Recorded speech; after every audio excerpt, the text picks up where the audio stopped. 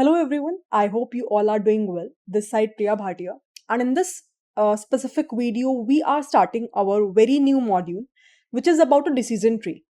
See, until so far, whatever algorithms we have covered up with respect to linear regression and with respect to logistic regression, if you are already aware of, if you have seen my previous videos, we have seen that linear regression is basically meant to solve a regression based problems, right?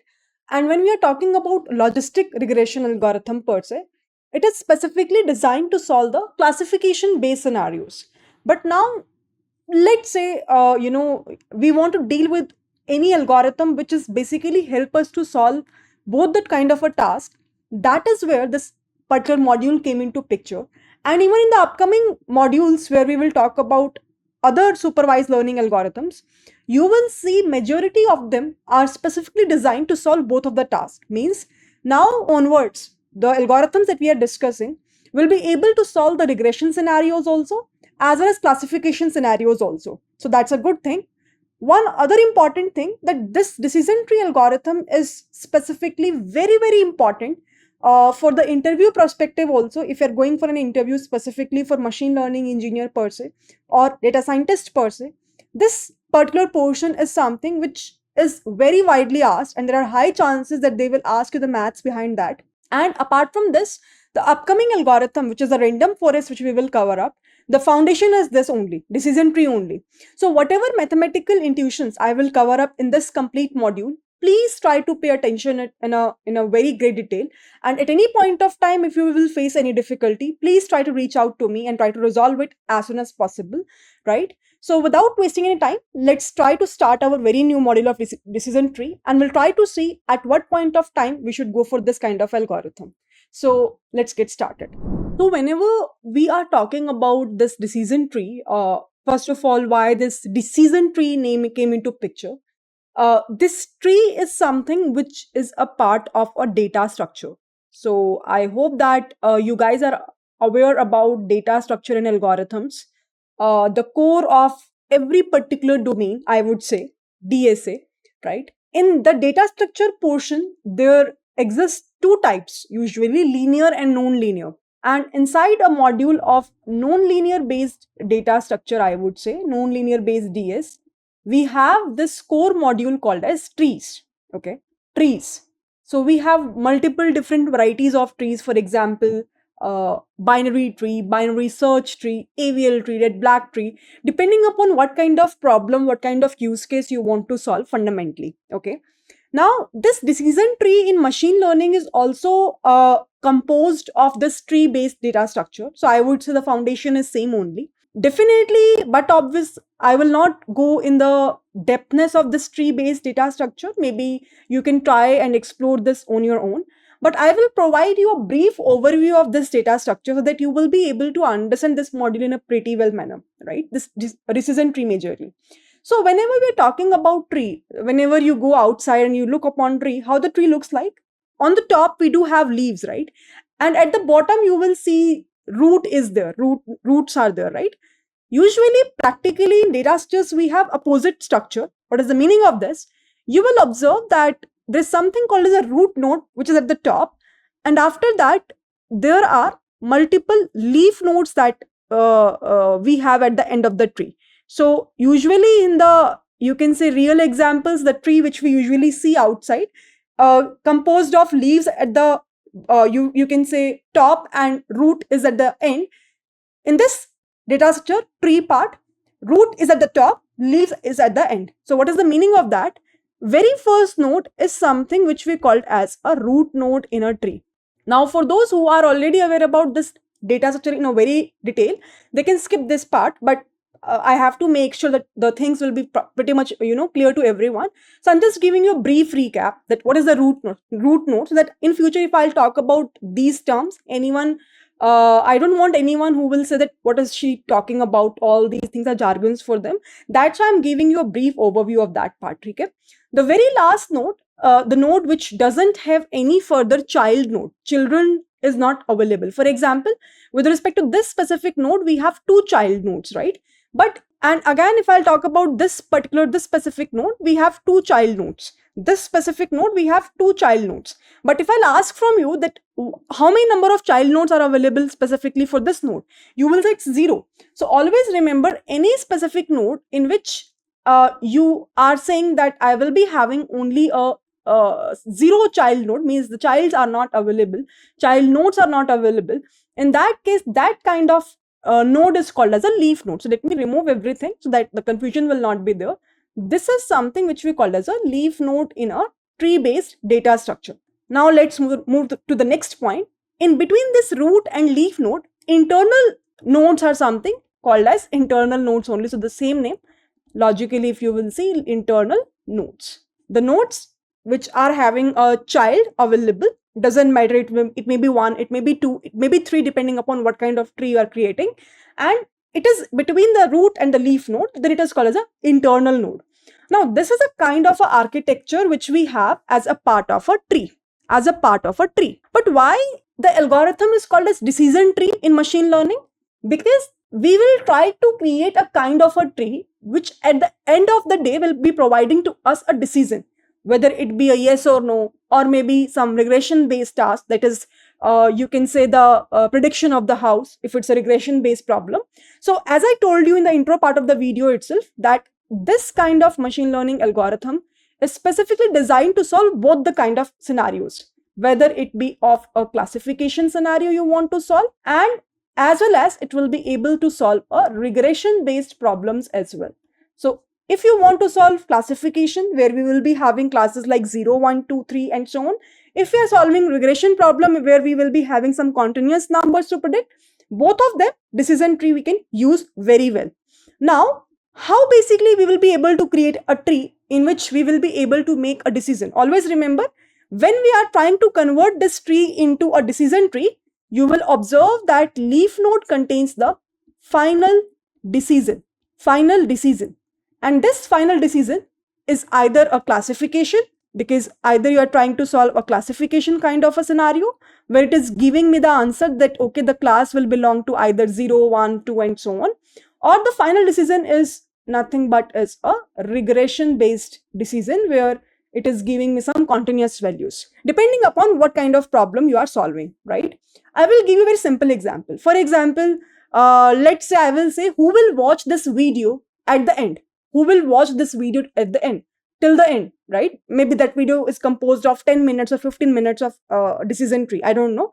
Let's say I am saying that at the end of the day, I just want to classify the students category into 2 components, yes or no. And you all know that when we are learning from a self-paced course, the motivation to learn is bit low as comparable to the videos which is on a live mode or which is on a physical program, right?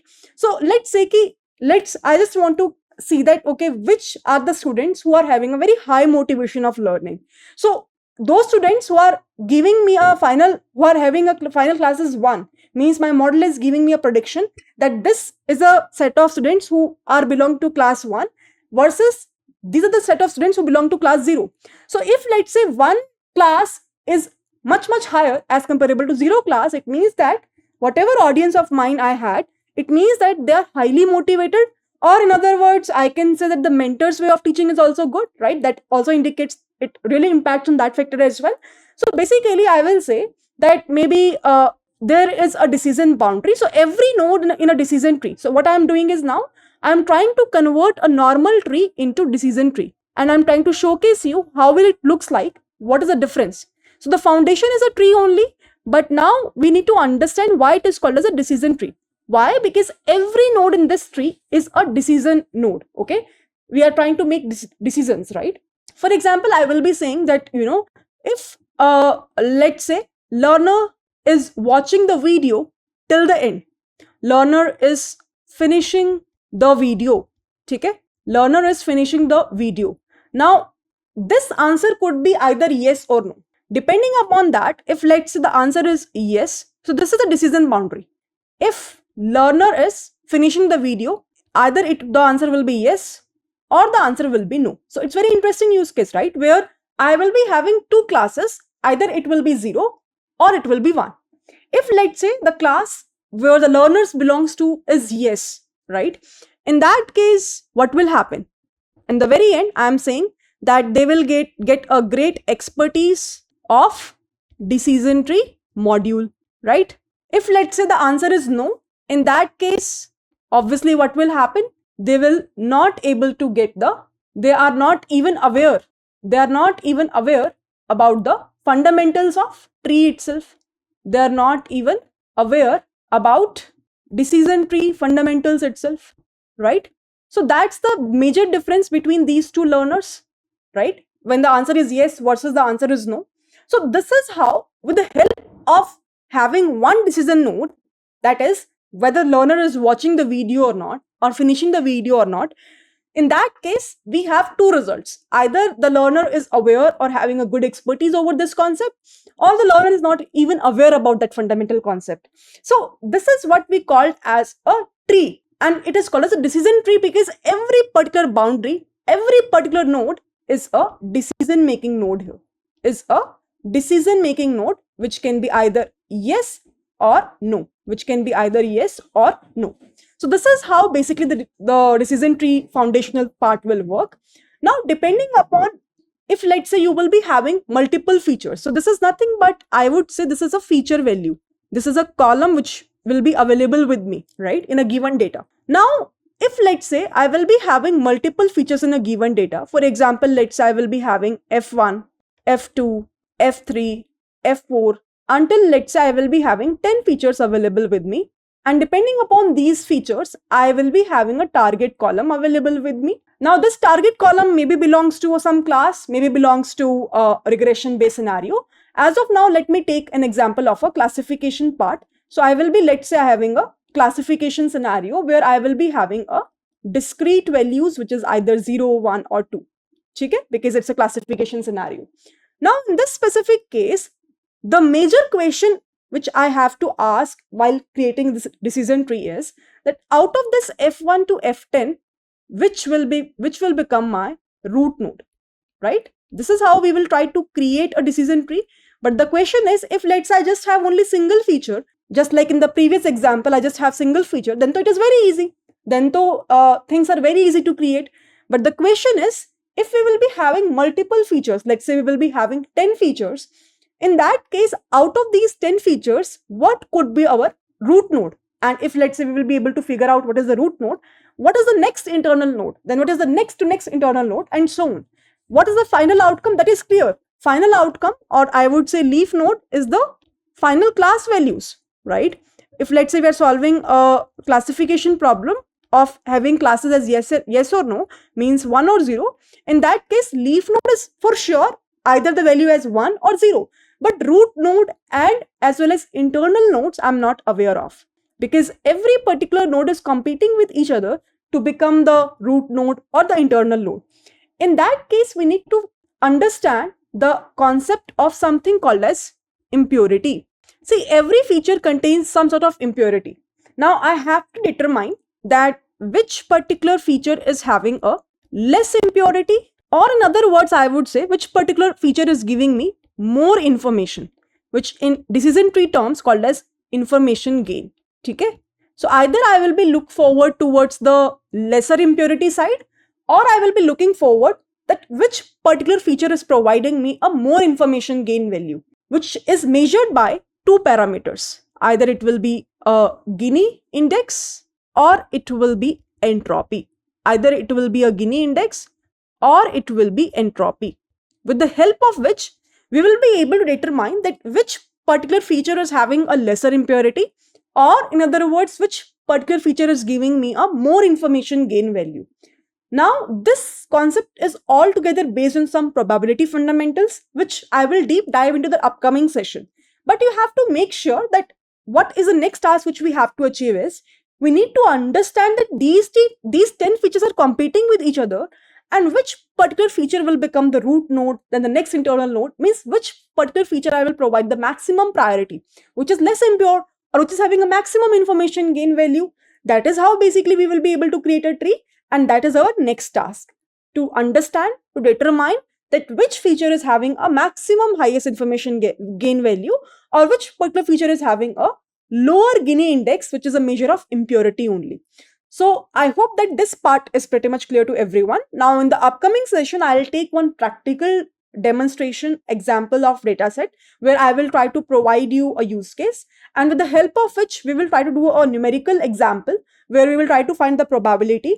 We'll try to see the formula to evaluate a Gini index, to evaluate our entropy, and then I think the picture is pretty much clear to everyone that how basically we will be able to evaluate that out of the multiple features that we have, which one will become the root node and the next internal node and so on. Basically how we will prioritize the features, right? So I hope that till so far things will become pretty much clear to everyone. So now I hope that you will be able to get a clear picture of what is this decision tree, why it is required, and at what point of time we should go for this kind of algorithm. In the upcoming video, I will talk about the two measures of, I would say, impurity in a decision tree, which is about Gini index and entropy and information gain. So these two videos will be the upcoming one where we will try to deep dive into the mathematical area, mathematical portion of this part. So please stay tuned and I'll see you all in the upcoming video. Bye bye everyone and see ya.